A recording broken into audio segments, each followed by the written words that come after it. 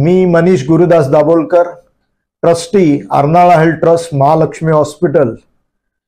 आपल्या सर्वांनाच माहिती आहे की महालक्ष्मी हॉस्पिटल हे 1999 साली डॉक्टर जगदीश सामंत यांनी म्हणजेच अर्नाळ्याचे सुपुत्र यांनी सुरू केलं आणि नुकतीच त्याला रौप्य महोत्सवी वर्ष म्हणजे 25 वर्ष पूर्ण झालेली आहे। आज योगायोग मंडळी असा आलाय की या रामनवमीच्या पर्वामध्ये कालच चैत्र पाडवा म्हणजे आपला गुढीपाडव्याने आपण नवीन वर्ष साजरं करतो। त्या निमित्तानं आमच्या हॉस्पिटलमध्ये म्हणजे जे मानवतेचं मंदिर आहे आणि त्याच्या समोरच असलेलं राम मंदिर इकडे 9 तारखेपासून रामनवमी निमित्त अनेक कार्यक्रम सुरू झालेले आहेत आणि मला वाटतं ते कार्यक्रम 17 तारखेला रामनवमी आणि त्याच्यानंतर हनुमान जयंतीपर्यंत आणि त्याच्यानंतर सुद्धा 24 तारखेपर्यंत चालणार आहेत। मला सांगायला अतिशय अभिमान वाटतो की कुडाळ देशकर ज्ञातीतल्या सर्व म्हणजे दत्ता काका असतील जे वय वर्ष कदाचित 85च्या पुढे आहे ते युगीन सामंत पर्यंत प्रथमेश सामंत असेल आणि अनेक ज्ञाती बांधव यांनी मिळून सुरू केलेलं किंवा त्यांनी चालवलेलं एका प्रकारे सुंदररित्या आपलं श्री राम मंदिर अर्नाळ्याचं याला 140 वर्षाचा इतिहास आहे। 140 वर्षाचा ही साधीसुधी गोष्ट नाही आणि याच्यामध्ये अनेक लोक मुंबईत असतील अख्ख्या महाराष्ट्रामधून येत असतात आणि त्या इकडे विविध कार्यक्रम चालतात। पण मुख्य म्हणजे अर्नाळा युवा जो केडीजीबी युवा आहे संघटना याच्यामध्ये अतिशय म्हणजे 4-4, 5-5 वर्षाच्या मुली असतील मुलं असतील ते सगळे ज्येष्ठ नागरिकांपर्यंत सहभागी होऊन आदल्या दिवशी रामनवमीच्या आदल्या दिवशी तो कार्यक्रम सादर करतात आणि तो खूप प्रचंड अलोट गर्दी अशी रामनवमी राम मंदिरात दिसते आपल्याला आणि प्रत्येकाने घराघरातून त्या कार्यक्रमामध्ये सहभागी झालेले असतात। एवढा सुंदर तो कार्यक्रम होतो। मी त्या सगळ्या तरुण मंडळींना कारण मी 2 वर्षापूर्वी त्याचा साक्षीदार राहिलेलो आहे। यावर्षी सुद्धा खूप मोठा कार्यक्रम होणार आहे, माझा ऐकण्यात येणार आहे। तुम्ही सुद्धा त्याच्यामध्ये या आणि राम मंदिराचा आपल्याला रामाचा दर्शनाचा लाभ घ्या। त्याच्यासमोर दत्त मंदिर आहे आणि बरोबर समोर आमचं महालक्ष्मी हॉस्पिटल सुद्धा आहे जिकडे रुग्णांची अतिशय अत्यल्प दरात आम्ही सेवा करत असतो। डॉक्टर हेमंत कुलकर्णी त्याचे अध्यक्ष आहेत आणि सुप्रसिद्ध ऑर्थोपेडिक सर्जन म्हणजेच डॉक्टर अश्विन सामंत आमचे उपाध्यक्ष आहेत। इतरही ट्रस्टी आहेत, आज वासवण्णा पाटील असतील, हर्षद कवळी असतील, अशी अनेक मंडळी, रीना क्रास्टो आहे, संजय नाईक जे आपले अर्नाळ्याचे आहेत ते सुद्धा आमचे एक विश्वस्त आहेत। अशी सगळी मंडळी मिळून हे हॉस्पिटल अतिशय सुस्थितीत आणि चांगल्या पद्धतीने जे डॉक्टरांनी आदर्श आम्हाला घालून दिलेले आहेत त्याच्यावरती चालवण्याचा आमचा प्रयत्न असतो। मी तुम्हाला या रामनवमीच्या पर्वामध्ये सर्वांना पुन्हा एकदा शुभेच्छा देतो। अर्नाळाच्या माझ्या युवक मंडळींना सुद्धा मी खूप खूप शुभेच्छा देतो आणि जय हिंद, जय श्रीराम। मी गेले 40 वर्ष अर्नाळा राम मंदिरचा विश्वस्त आहे। त्याचप्रमाणे गेली 18 वर्ष मी अध्यक्ष पण आहे। राम मंदिरचा एकंदरीत सगळा कारभार हा गावातली सगळी मुलं, माझ्याबरोबर जे सगळे कमिटी मेंबर्स आहेत किंवा माझ्याबरोबर दुसरे विश्वस्त आहेत, ही सगळी मंडळी व्यवस्थितपणे सगळं बघत असतात आणि सगळी मंडळी सगळं व्यवस्थित काम करत असतात। त्याचप्रमाणे रामनवमी आणि दत्त जयंती हे 2 उत्सव ह्या देवळामध्ये मोठ्या प्रमाणात होतात। त्याच्यात दत्त जयंती तेवढ्या प्रमाणात मोठ्या प्रमाणात होत नाही, परंतु उत्सवाचा कार्यक्रम व्यवस्थित होतो। 9 दिवस कीर्तन असतं, त्याच्यानंतर 10व्या दिवशी आमच्याकडे भंडारा असतो दत्त जयंतीचा। रामनवमीचं पण तसंच असतं, 9 दिवस आम्ही कीर्तन करतो पाडव्यापासून रामनवमीपर्यंत। रामनवमीच्या दिवशी उत्सव सबंध दिवस चालतो। संध्याकाळी पालखीचा सोहळा फार मोठ्या प्रमाणात होतो, त्यावेळेस बरीचशी गर्दी असते आणि रात्री 2 वाजेपर्यंत पालखी चालते। पालखी 2 वाजता देवळात परत येते, त्यावेळेस पालखीला बँड वगैरे असतो आणि आता गेली 2 वर्ष आमच्याकडे हे यूट्यूब ना तुझं यूट्यूब वगैरे हे जे काय नवीन निघालेलं आहे आता ते पण चालू झालेलं आहे। आमच्या पालखीचं विशेष म्हणजे की आमच्या पालखीसाठी जी बँड कंपनी आहे हे गेली 65 वर्ष, हे सगळे ख्रिश्चन लोक आहेत आणि गेली 65 वर्ष ही मंडळी सतत न चुकता प्रत्येक रामनवमीला बँड वाजवायला आमच्या देवळात येतात आणि त्यांचा बँड आमच्याकडे असतो. त्याचप्रमाणे आमच्या मंदिराचा संबंध लाइटिंग, आणखीन लाऊडस्पीकर वगैरे हे जे सगळं काम आहे हे एक मुसलमान आमच्या गावातला अस्फाक पापडीकर म्हणून आहे, तो बघतो. तो संबंध देवळात फिरून सगळी कामं देवळाची लाइटिंग की बघत असतो आणि चांगला माणूस आहे. अर्नाळा गावात 2 राम मंदिर आहेत. एक म्हणजे हे आमचं अर्नाळा गावामधलं 140 वर्ष जुनं असं राम मंदिर, आणि दुसरं आमच्या गावामध्ये कोळी समाजांचं एक राम मंदिर आहे. ह्या दोन्ही देवळांमध्ये रामनवमीचे उत्सव फार मोठ्या प्रमाणात होतात.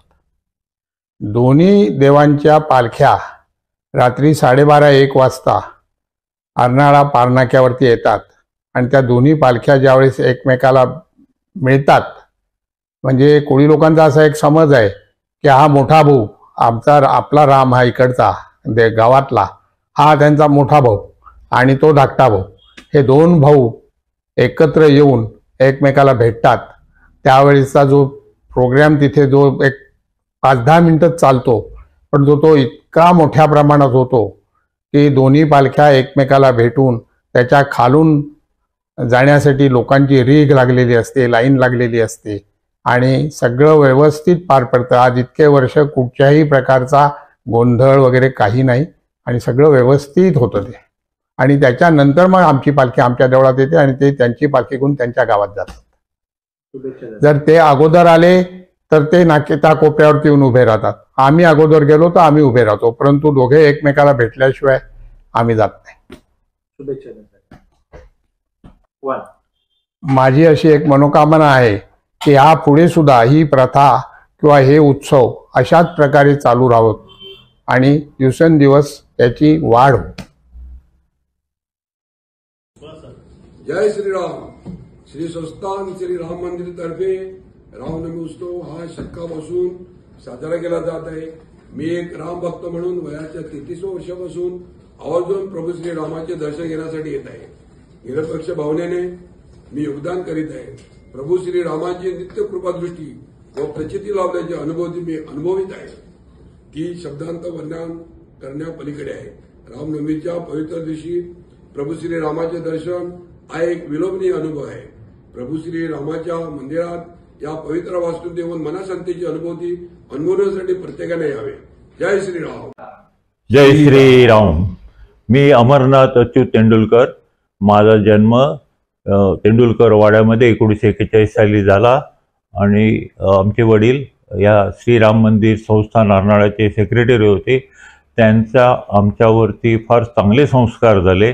आम्हाला कीर्तनाला ते घेऊन जायचे आणि पुढच्या ह्याच्यामध्ये लाईनमध्ये बसून उदबत्त्या लावणं, दिवे लावणं किंवा रामनवमीच्या दिवशी पताका लावून देऊळ सजवणं, त्यांच्याबरोबर त्यांचे बरोबरची माणसं पुरुषोत्तम गाळवणकर, देवराव सामंत, दिनकर गाळवणकर, रामूदादा सामंत, बाळकृष्ण सामंत अशी सर्व मंडळी येऊन हे देऊळ आज 140 वर्षाच्या रामनवमीमध्ये पदार्पण करत आहे. त्याचा मला फार अभिमान आहे. आमचं घर देवळाच्या समोर असल्यामुळे आम्हाला सकाळी 5 वाजल्यापासून देवळाची घंटा, नंतर येणारे सगळं भक्तिजनांची घंटा हे रोजचं आम्हाला ऐकू येतं. ह्या रामनवमीला आम्हाला 140 वर्ष होत आहेत. आमचं घर 150 वर्षापूर्वी गोविंद बापूजी आणि विष्णू बापूजी तेंडुलकरनी हे घर बांधलं, हे देऊळ बांधलं. त्याचा आम्हाला अभिमान आहे आणि आम्ही दरवर्षी ह्या रामनवमीला न विसरता येतो. 2 दिवस राहतो, पालखीला असतो, प्रसादाला असतो आणि त्याचा मला पुष्कळ अभिमान आहे. आणि हे राम मंदिर जास्तीत जास्त ठाणे जिल्ह्यामध्ये, आता पालघर जिल्ह्यामध्ये प्रसिद्ध झालेलं आहे आणि लोक लांब लांबून या रामनवमीला येतात आणि जवळजवळ 2 ते 3 हजार मंडळी या रामनवमीत असतात. अशाच आमच्या या रामाची सर्वांनी सेवा करावी, त्याचं नाव संपूर्ण जगामध्ये जावं, हीच आमची इच्छा आणि हीच आमची रामाकडे प्रार्थना. जय श्रीराम. जय श्रीराम. बरोबर आहे. मी हेमंत तेंडुलकर, रामाच्या जवळच्या समोरील तेंडुलकर वाड्यामध्ये मी राहतो. आमचे वडील सेक्रेटरी असल्यामुळे आम्ही लहानपणापासूनच आम्ही रामाचा जन्म उत्सव हा आम्ही उत्सवाने साजरा करायचो. आम्हाला बरं वाटायचं त्यावेळेला, कधी रामजन्म येतो. आणि त्यावेळेला गाव सबंध भरलेला असायचा, सर्वजण येणार, पालखी बिलखी जाणार.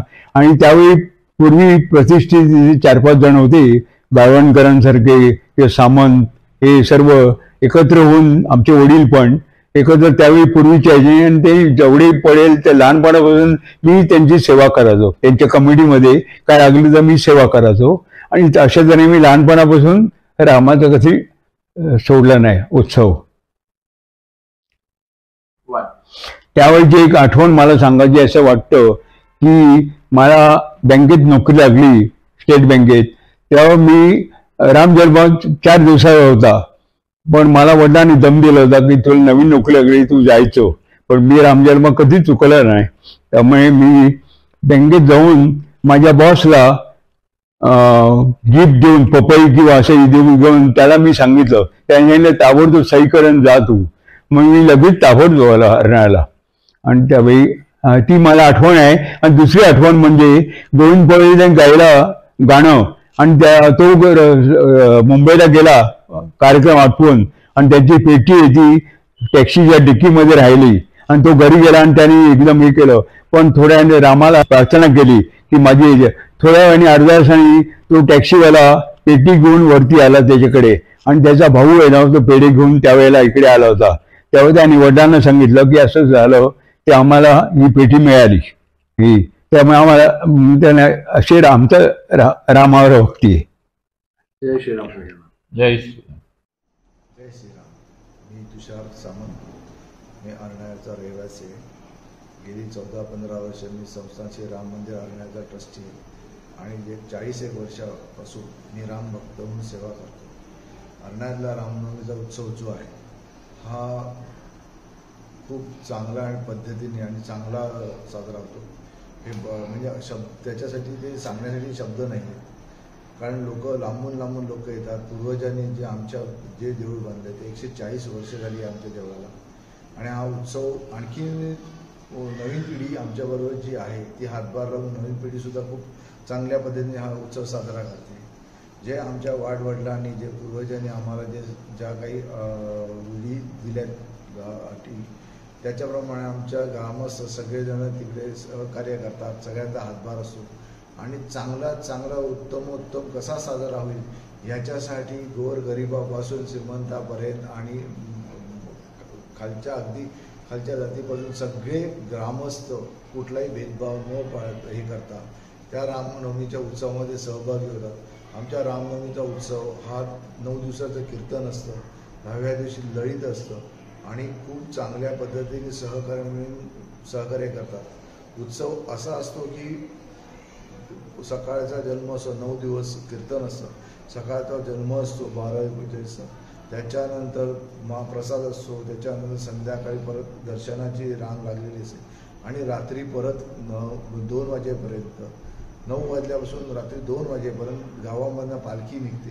त्याच्यासाठी सुद्धा लोक अगदी पुलकिने भक्तिभावाने उपस्थित राहतात आणि दर्शन घेतात. आणि जल्लोषामध्ये 2 दिवस आमचा म्हणजे उत्सव. दुसऱ्या दिवशी आमच्याकडे लळीत असतं. त्यावेळेस पण महाप्रसाद असतो. लोक आतुरतेने प्रसादाचा लाभ घ्यावा म्हणून बाहेरून, मुंबईवरनं बाहेरून येतात मुद्दामून. आणि प्रत्येकांचं सहकार्याने अगदी म्हणतात तसं मनापासून दान देतात. मनापासून त्यांच्याकडे इच्छा असते की आपण काहीतरी भक्ती करावी, सेवा करावी, ह्या दृष्टीने येऊन सगळेजण एकत्र येऊन हा उत्सव साजरा करतात. आजपर्यंत आमचा 140 वर्षामध्ये एकदाही आमच्या कुठल्याही उत्सवामध्ये कधीच गालबोट लागले नाही. कारण एवढी रामाची जागृत रामाचं देवस्थान आहे. लोक येऊन नवससुद्धा पेटतात, नवस बोलतात, त्यांचे नवस पण पूर्ण होतात. काय त्याच्यामुळे खूप सांगण्याच्या पलीकडे हे सगळा उत्सव असो. आणि नवीन पिढीमुळे आणि ह्या माध्यमातून आता ही जी नवीन टेक्नॉलॉजी ह्या माध्यमातून हे सुद्धा ग्रामस्थांनीच लोकांनी पुढाकार घेऊन हे टेक्नॉलॉजी वापरून लोकांकडे जे इकडचे रहिवासी त्यांचे पूर्वज आहे किंवा ज्या मुलं, नातवंड, भावंड हे जे बाहेर देशामध्ये राहतात त्यांना इकडे उत्सव चुकतो, तो चुकू नये म्हणून लोकांनी पुढाकार घेऊन स्वतःच्या खर्चाने आणि मेहनतीने हा उत्सव कसा लोकांपर्यंत पोहोचवता येईल हे दाखवण्याचा आटेकोट जेवढा काही प्रयत्न करता येईल तेवढा प्रयत्न करतात आणि हा उत्सव खरंच म्हणजे बघण्यासारखा आहे. ह्या माध्यमातून मी तुम्हाला एकच विनंती करतो की जर कोण राहून जात असेल काय हा व्हिडिओ बघितल्यानंतर ज्यांना वाटत असेल की अरे रामनवमी, तर जरूर रामनवमीसाठी जरूर आमच्या उत्सवाला सहभागी व्हा आणि जे काय असेल त्या काही आमच्याकडनं चुकून त्रुटी होत असेल त्यासुद्धा आम्हाला कळवल्या तरी आम्ही त्याचं निरसन करण्याचे आम्ही त्यांच्यासाठी प्रयत्न करू. जय श्रीराम. नमस्कार, माझं नाव सुलक्षणा नाईक. मी एक इंटरनॅशनल क्रिकेटर आहे. माझा जन्म मुंबईचा, पण अर्नाळा गाव हे आमचं आजोळ. गेले 40 ते 45 वर्ष आम्ही इथे येतोय. या रामनवमीच्या उत्सवाला आम्ही पूर्ण कुटुंब नेहमीच हजर असतं. जगापाठीवर कुठेही आम्ही गेलो, खेळायला असो किंवा कामाच्या वतीने असो, तरी आम्हाला वाटतं की ही रामाचीच कृपा आहे की दरवर्षी आम्हाला रामनवमी न चुकता मिळते. हीच एक आम्हाला असं कुटुंबावर असं वाटतं का हा रामाचा आशीर्वाद आहे. आमचं बालपण इथेच गेलेलं आहे. आमच्या सगळ्या नाताळच्या सुट्ट्या या इथेच गेलेल्या आहेत. त्यामुळे या गावाशी आमचं एक वेगळंच नातं आहे. आमचं घर पण आहे इथे आणि हा उत्सव आमच्यासाठी खूपच इम्पॉर्टंट आहे. आणि दरवर्षी ज्याप्रमाणे ही कमिटी हा उत्सव व्यवस्थित पार पाडते, ही खूप मोठी जबाबदारी आहे. 140 वर्षाची जबाबदारी आहे जी नियमित पार पाडली जाते. कीर्तन, पालखी प्रोग्रॅम आणि सांस्कृतिक प्रोग्रॅम ज्याच्यानी मुलांना फारच त्याचा एक वेगळा त्यांना एक एक्सपिरियन्स मिळतो आणि त्यांची त्याच्यामुळे खूपच ग्रोथ होते. लोकांमध्ये असे प्रोग्राम करणं त्याच्याने त्यांचा कॉन्फिडन्स पण वाढतो. आणि जो भंडारा देवळाने चालू केलेला आहे दरवर्षी, तो तर उत्कृष्टच आहे. त्याच्याबद्दल काय सांगण्याचं जरुरीच नाही. पण आपण गावकरी म्हणून ज्या काही आपल्याकडनं जेवढं काही होईल ती आपण देवळाला सेवा केली पाहिजे. आणि हा उत्सव असाच दरवर्षी खूप चांगल्या पद्धतीने पार पडला पाहिजे. आणि मी या युट्यूब चॅनलचं आणि युवा कमिटीचा धन्यवाद मानीन, कारण का जवळजवळ 150 ते 200 देशांमध्ये युट्यूब चॅनलमुळे हा आपला उत्सव लाईव्ह पोचतो आणि त्यांचा आम्हाला आलेले मेसेजेस फारच भावुक आहेत आणि ते खूप खुश होतात. आणि दरवर्षी मी तर माझ्याकडनं विनंती करीन की असंच हा उत्सव लाईव्ह टेलिकास्ट झाला पाहिजे आणि लोक आपली जी परदेशात आहेत त्यांना हे रामाचं दर्शन पोहोचलं पाहिजे. धन्यवाद. नमस्कार, मी डॉक्टर अमोल दाभोळकर. मी डेंटिस्ट आहे आणि सध्या ब्रिस्बेन ऑस्ट्रेलियामध्ये राहतो. माझ्या आईचं माहेर अर्नाळ्याला. माझा जेव्हा जन्म झाला त्याच्यानंतर माझा पहिला प्रवास अर्नाळ्याला झाला. तेव्हापासून अर्नाळ्याची नाळ, माझ्या आजोळची नाळ जी जोडली गेली आहे ती आजपर्यंत आहे. शरीराने आम्ही इथे असलो तरी सुद्धा मनाने अजूनही मी तिथेच आहे. प्रत्येक वेळेला रामजन्माचा जो सोहळा तिथे होतो आम्ही आवर्जून जायचो लहानपणी. राम मंदिराची एक फार छान एक मनात आठवणी आहेत आमच्या. जेव्हा आम्ही प्रवास करायचो म्हणजे विरारवरून एसटी पकडायचो, त्याला राम मंदिराला काही बाबा सांगायचे अरे राम मंदिराला नमस्कार कर आम्हाला, आणि मग पुढच्या स्टॉपला उतरायचं. तर ती एक खूण होती आमच्यासाठी की अरे हा राम मंदिर आहे आणि हे आपलं आहे. त्याच्या जवळच आम्ही राहायचो सावंतवाडीत. आणि लहानपणापासून आम्ही राम जन्माला जायचंच अर्नाळ्याला, हे एक प्रथा पडली होती आणि फार एन्जॉय करायचो आम्ही. ते 1-2 दिवस जेवढ्या वेळेला असायचो फार एन्जॉय करायचो. माझा धाकटा मामा तुषार सामंत हा तर तिथे असायचाच त्या मंदिरामध्ये. रात्री झोपायला वगैरे जायचा तो. सगळं रामजन्म असला की त्याच्या उत्साहाला उधाण असायचं. मला नेहमीच लहानपणी वाटायचं की अरे करतात काय रात्री जाऊन तिथे. नंतर कळलं की तिथे बसून ते त्याची सगळ्याची राखण करायची, व्यवस्थित सगळ्या गोष्टी बघायच्या, भरपूर काम असतं तिकडे. हे नंतर कळलं मोठं झाल्यानंतर. पण आम्ही लहान असल्यामुळे आम्ही जाम मजा करायचो. मी माझे जे भावंड होती सगळी त्यांच्यावर जाम मजा करायचो. आम्ही जाम हुंदडायचो. तिथे मामाचं बोट धरून किंवा मोठ्या बहिणींची बोटं धरून आम्ही आपल्या त्या राम मंदिरात जायचो. तिथे आम्ही आपलं रामाचं दर्शन घेतलं का तिथे ते उदय गुरुजी असायचे, बाबी भटजी असायचे. ते आपलीच मुलं असल्यासारखे अरे बाबांनो मुलांनो हा प्रसाद घ्या. आम्ही आपले 2दा-3दा तो प्रसाद खायचो आणि मजा करायचो. त्याच्यानंतर तो एक 12 वाजता एक सोहळा असायचा, तो रामजन्माचा. तो एक अत्यंत अपूर्व सोहळा असायचा. सगळी लोक तिकडे नटून थटून आलेली असायची आणि मग तिथे तो दशरथ असायचा. मी एकदा झालो तो दशरथ, मला आठवत आहे. आणि इतका पूर्ण अप्रतिम सोहळा असायचा तो. आम्हाला खरंच, आम्ही लहान असल्यामुळे आम्हाला असं ते असं अप्रूप असायचं की अरे बापरे, राम कसा दिसतो आणि कसं बाळ दिसत असेल वगैरे. दिसायचं नाही तितकंसं, पण लोक जी उत्साहात असायची तो फील व्हायचा आम्हाला. त्याच्यानंतर मग त्याची ती सगळी रोषणाई, मग नंतर सगळी लोक तिथे रामजन्माला यायचे. ते कीर्तन चालू असायचं. लहान मुलं म्हणून आम्हाला त्या कीर्तनात जास्त इंटरेस्ट नसायचा, पण आम्हाला सगळ्यात मोठा इंटरेस्ट असायचा तो त्या पालखीमध्ये. कारण संध्याकाळी पालखी निघायची त्यावेळेला सगळे मामा लोक आमचे जे होते, तुषार मामा होता, अजित मामा होता, त्याच्यानंतर ते राजा गाळवणकर होते, त्याच्यानंतर अरुण जोशी होते माझे आजोबा, त्याच्यानंतर ते परेश मामा, बाळा मामा, अनिल मामा, सगळे मामा कंपनी तिकडे. ते सगळ्या गोष्टी, दत्ता सामंत असायचे.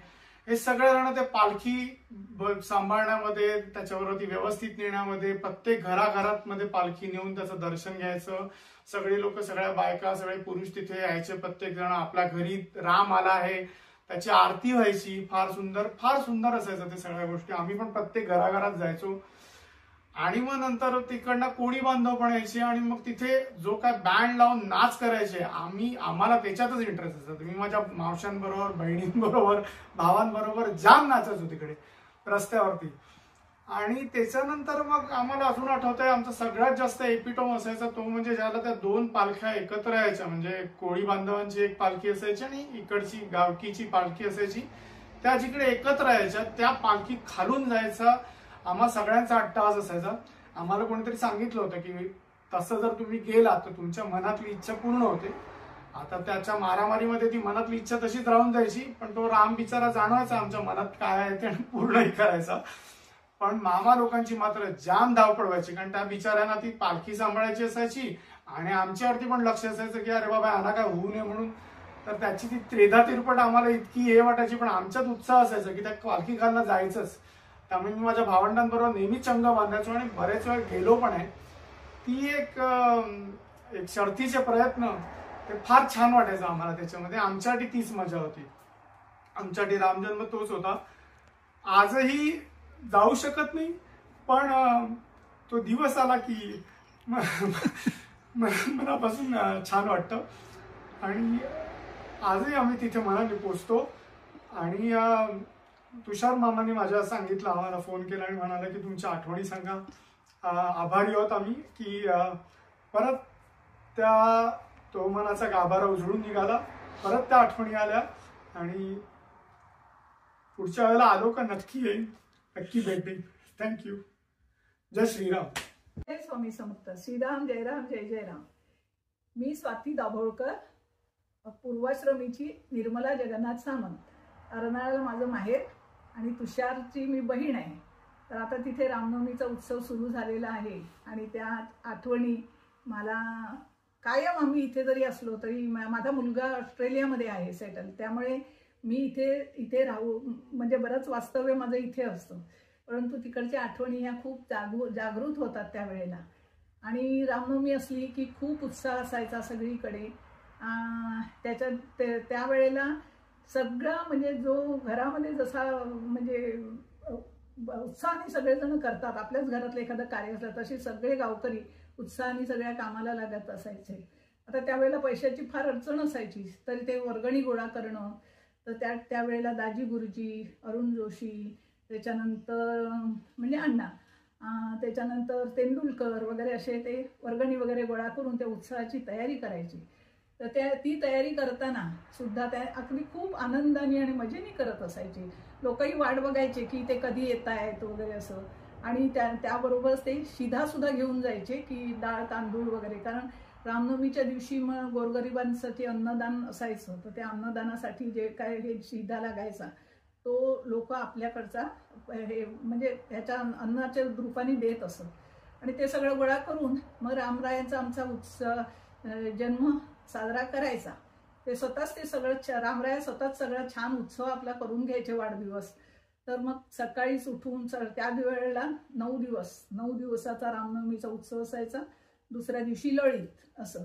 तर ते 9-10 दिवस रोज पहाटे सकाळी सनई चौघडे सुरू व्हायचे आणि मग 5 वाजल्यापासून 5 वाजता सकाळी, दुपारी 4 वाजता, परत रात्री असा तो चौघडा वाजायचा. सनईचे सूर घुमायचे सगळीकडे. नंतर सगळ्या देवळाला रंगरंगोटी केली जायची. सगळे देव फुलाच्या माळांनी वगैरे सगळं सजून जायचं आणि आम्ही आदल्या दिवशी ते बघायला जायचो की बाबा कुठे काय काय म्हणजे काय चाललेलं आहे, काय कितीपर्यंत काय सजवलं गेलेलं आहे वगैरे असं बघायचं. तर त्याच्यामध्ये पण आम्हाला मजा वाटायची. त्यावेळेला दत्ताभाऊ म्हणजे भाऊ काका आमचे, दत्ता भाऊ वगैरे असे आणखीन काही लोक असायची, ते सगळे त्याच्याकडे देखरेख करत असायचे. तर त्याच्यानंतर मग ते सगळं देऊळ सजवलं जायचं. दुसऱ्या दिवशीसाठी सगळ्या मूर्त्या त्या सगळ्या दागदागिन्याने सजवल्या म्हणजे सजवायचे. चांगले छान कपडे वगैरे घालायचे आणि त्याच्यानंतर उत्सव सुरू व्हायचा. असं रामनवमी, रामाचा जन्म असं. आता हे 9 दिवस हे कीर्तन असायचं. त्यावेळेला आम्हाला असं वाटायचं की आपण पण कीर्तन, लहान मुलं आम्ही सगळेजण जमायचो, म्हणजे आमची चुलत भावंड, आम्ही सगळी भावंड मिळून तिथे जायचा बेत करायचो. पण आता मोठं माणूस कोणतरी पाहिजे बरोबर, म्हणून आम्ही वच्ची अक्का आमची जी आत्या होती तिला आम्ही बरोबर घेऊन जायचो, तिला तयार करायचो. पण ती बिचारी कधी आम्हाला नाही म्हणून म्हणतच नव्हती. तर ती आमच्याबरोबर नेहमी यायची. अर्थात ती तिथे थोडी डुलक्या घ्यायची, पण ती आम्हाला कधी नाही म्हटलं नाही तिने, ती आमच्याबरोबर सतत असायची. आणि त्यामुळे आम्ही ते मजा करायचो ते ह्याचं कीर्तनाचं. आता ते कीर्तन ऐकलं पण त्याच्यातून आम्ही काय घेतलं वगैरे काही अजून कळलेलं नाही आम्हाला, पण कीर्तनाला मात्र आवर्जून आम्ही जात होतो. आता 9 दिवस कीर्तन झालं, 8 दिवस की नंतर 9व्या दिवशी रामाचा जन्म असायचा. आता रामजन्माच्या वेळेला खूप उत्सव, म्हणजे सगळी लोक गावामध्ये, सगळी माणसं आपापल्या घरी पाहुणे असायच्या प्रत्येक घराघरी, आणि ते एकमेकाकडे भेट द्यायचे, कारण त्या सगळ्या माहेरवाशिणी वगैरे पण असायच्या, तर मग एकमेकाला भेटायच्या वगैरे. आणि मग गावामध्ये खूप मोठा म्हणजे त्याचा हे सोहळा असायचा. तर त्या सोहळ्याच्या वेळेला सकाळीच कीर्तन असायचं. कीर्तनाला पण खूप गर्दी, भरपूर गर्दी असायची आणि सजून थटून लोक पण आलेली असायची. देवसुद्धा एवढा मस्त नटलेले असायचे आणि त्याच्यामध्ये त्या फुलाफळा म्हणजे वगैरे घातलेली त्याचा सुगंध आणि असं. तर ते वातावरण अगदी इतकं छान असायचं. आणि त्याच्यानंतर मग ती कीर्तन झालं की 12-12:30 वाजता रामाचा जन्म असायचा. आता रामाचा जन्म म्हणजे खूप म्हणजे अगदी खरा जन्म होता तसा जन्म असतो तो. म्हणजे आता ही परंपरा अजूनही चालू आहे, पण तेव्हा आम्हाला त्याची उत्सुकता होती की बाबा पाळणा कसा असतो, बाळ कसं असेल, किंवा तेव्हा सुईण सुद्धा, म्हणजे लक्ष्मण भटजी होते त्यावेळेला, ते सुईण व्हायचे. तर सुईण एका एक भटजी सुईण व्हायचे आणि त्यावेळी लक्ष्मण भटजी, तातू भटजी वगैरे असे भटजी होते. ते खूप म्हणजे असे थोडे कडकच होते, स्ट्रिक्ट होते तसे ते, पण सोहळं ओवळ्याच्या बाबतीत म्हणजे. आणि मग ते भटजी सुईण व्हायचे. दशरथ कोणाला तरी केलं जायचं, तर मग तो दशरथ कोण असेल ह्याची पण आम्हाला उत्सुकता असायची. आणि मग तो उत्साह इतका, म्हणजे पाळणा वगैरे म्हणून जो हे करायचे ते आम्हाला खूप आनंद व्हायचा ते बघायला.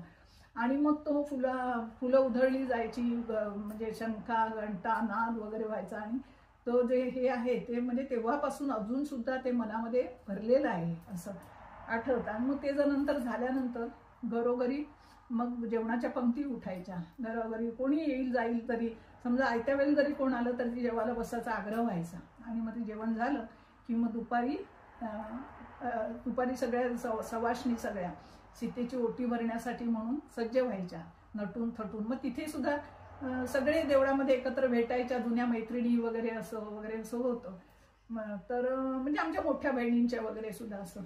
तर त्यामुळे मग आम्हाला ती खूप मजा वाटायची. त्याच्यानंतर मग ते झालं की संध्याकाळी पालखीचं आम्हाला खूपच हे असायचं, उत्सुकता असायची. पालखी मग त्या 9 फेऱ्या मारायच्या देवळाला वगैरे असं. आणि त्या पालखीमधून मेन हे असायचं की पालखी करून, असं कुठेतरी ऐकलं होतं की पालखी करून गेल्यावर आपली इच्छा पूर्ण होती. आता त्या पालखी करून जाण्यासाठी आम्ही खूप उत्सुक असायचो. आणि मनामध्ये इच्छा असायची एकच की बाबा पास होऊ दे परीक्षेमध्ये, असंच असायचं. बाकी काही इच्छा त्यावेळेला त्या अशा भावना नव्हत्या. परंतु मग त्या 2 जेव्हा पालख्या, कोळी लोकांचं पण एक देऊळ आहे, त्या कोळी लोकांचं आणि आपल्या लोकांची जे दोघांचं जे पालख्या एकत्र त्याच्या खालून जाताना तो खूप मोठं दिव्य असायचं. आणि खरं सांगायचं तर त्या पालखी करून जाताना मग ती आपल्या मनातली जे काही इच्छा असेल ती बोलायचीच राहून जायची असं. तर नंतर मग झालं ज्या वेळेला हे अशा तऱ्हेने पालखीचा उत्साह सगळे म्हणजे दारोदारी सगळं सजून जायचं आणि आम्ही आदल्या दिवशी ते बघायला जायचो की बाबा कुठे काय काय म्हणजे काय चाललेलं आहे, काय कितीपर्यंत काय सजवलं गेलेलं आहे वगैरे असं बघायचं. तर त्याच्यामध्ये पण आम्हाला मजा वाटायची. त्यावेळेला दत्ता भाऊ म्हणजे भाऊ काका आमचे दत्ता भाऊ वगैरे असे आणखीन काही लोक असायची, ते सगळे त्याच्याकडे देखरेख करत असायचे. तर त्याच्यानंतर मग ते सगळं देऊळ सजवलं जायचं. दुसऱ्या दिवशीसाठी सगळ्या मूर्त्या त्या सगळ्या दागदागिन्याने म्हणजे सजवायचे.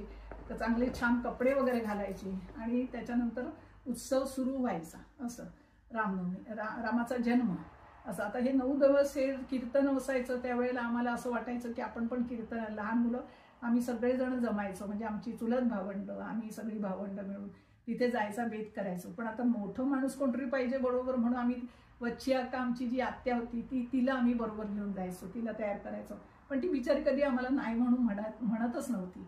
तर ती आमच्याबरोबर नेहमी यायची. अर्थात ती तिथे थोडी डुलक्या घ्यायची, पण ती आम्हाला कधी नाही म्हटलं नाही तिने, ती आमच्याबरोबर सतत असायची. आणि त्यामुळे आम्ही ते मजा करायचो ह्याचं कीर्तनाचं. आता ते कीर्तन ऐकलं, पण त्याच्यातून आम्ही काय घेतलं वगैरे काही अजून कळलेलं नाही आम्हाला. पण कीर्तनाला मात्र आवर्जून आम्ही जात होतो. आता 9 दिवस कीर्तन झालं, 8 दिवस की नंतर 9व्या दिवशी रामाचा जन्म असायचा.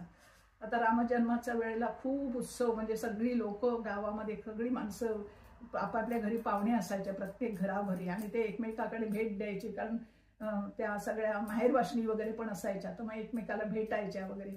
आणि मग गावामध्ये खूप मोठा म्हणजे त्याचा हे सोहळा असायचा. तर त्या सोहळ्याच्या वेळेला सकाळीच कीर्तन असायचं. कीर्तनाला पण खूप गर्दी, भरपूर गर्दी असायची आणि सजून थटून लोक पण आलेली असायची. देवसुद्धा एवढा मस्त नटलेले असायचे आणि त्याच्यामध्ये त्या फुलाफळा म्हणजे वगैरे घातलेली त्याचा सुगंध आणि असं. तर ते वातावरण अगदी इतकं छान असायचं. आणि त्याच्यानंतर मग ती कीर्तन झालं की 12-12:30 वाजता रामाचा जन्म असायचा. आता रामाचा जन्म म्हणजे खूप म्हणजे अगदी खरा जन्म होता तसा जन्म असतो तो. म्हणजे आता ही परंपरा अजूनही चालू आहे, पण तेव्हा आम्हाला त्याची उत्सुकता होती की बाबा पाळणा कसा असतो, बाळ कसं असेल. किंवा तेव्हा सुईण सुद्धा, म्हणजे लक्ष्मण भटजी होते त्यावेळेला, ते सुईण व्हायचे. तर सुईण एक भटजी सुईण व्हायचे.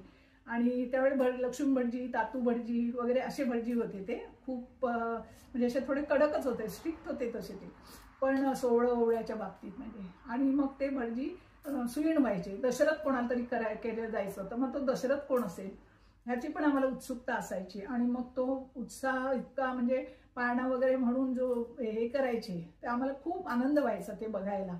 आणि मग तो फुलं उधळली जायची, म्हणजे शंखा घंटा नाद वगैरे व्हायचा. आणि तो जे हे आहे ते म्हणजे तेव्हापासून अजून सुद्धा ते मनामध्ये भरलेलं आहे असं आठवतं. आणि मग ते जर नंतर झाल्यानंतर घरोघरी मग जेवणाच्या पंक्ती उठायच्या. घरोघरी कोणी येईल जाईल तरी, समजा आयत्या वेळेला जरी कोण आलं तरी जेवायला बसायचा आग्रह व्हायचा. आणि मग ते जेवण झालं की मग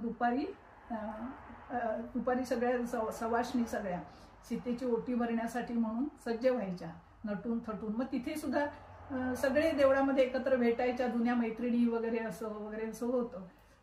तर म्हणजे आमच्या मोठ्या बहिणींच्या वगैरे सुद्धा असं.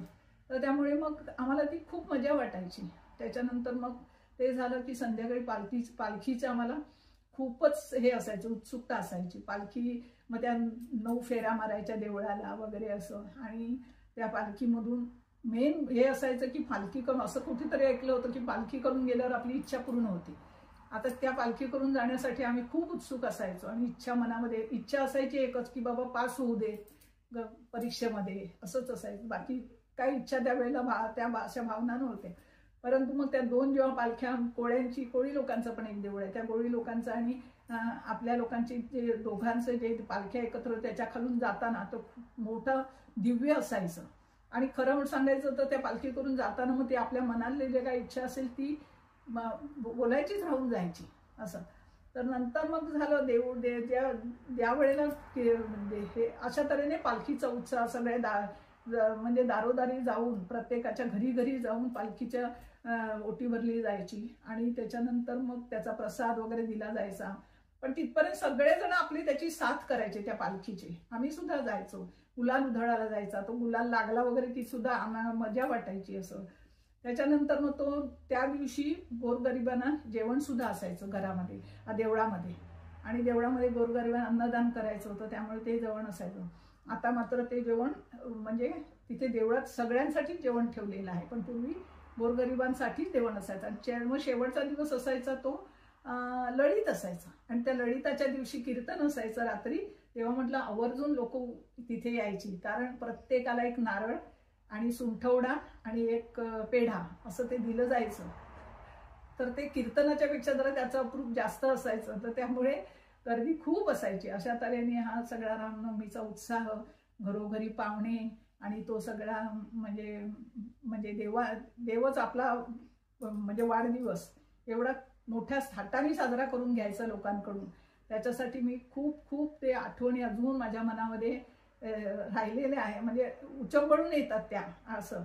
आणि मी त्याला देवाला आता म्हणजे रामाला इथून प्रार्थना करते की बाबा जे येतात सगळेजण सगळ्यांना सुखी ठेवा, आनंदी राहू दे, सगळे सुदृढ राहू दे, आणि अशी तुमची कृपा कायम आमच्यावरती राहू दे. आणि या आठवणी येतातच, पण तिथे पण आता ह्या वर्षी येण्याचा प्रयत्न करणार आहोत. तर त्यामुळे आम्ही नक्की तिथे ती मजा घ्यायला आता पुन्हा येणार आहोत. आणि ते सगळं आठवलं की मात्र म्हणजे खूप आनंद वाटतो, आणि अगदी तिथेच आहोत असं वाटतंय. तर त्यामुळे खूप धन्यवाद ज्यांनी म्हणजे तुषारनी मला हे सांगितलं की ज्या 4 गोष्टी म्हणजे हे सांग, तर ते मला खूप धन्यवाद त्यांचे सगळ्यांचे. आणि कोणाची नावं घ्यायची राहिली असतील माझ्याकडून तर प्लीज माफ करा.